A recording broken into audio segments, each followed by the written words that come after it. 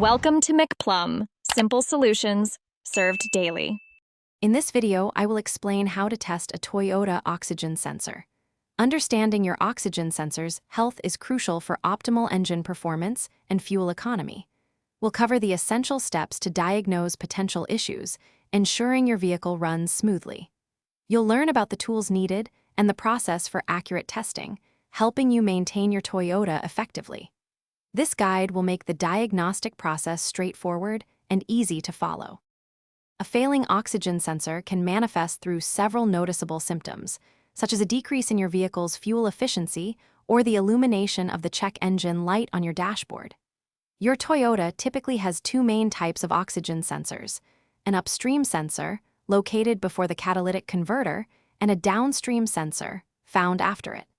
Knowing their locations is the first step in effective troubleshooting. To begin testing, gather a few essential tools: a reliable multimeter, a diagnostic scan tool, and some basic hand tools.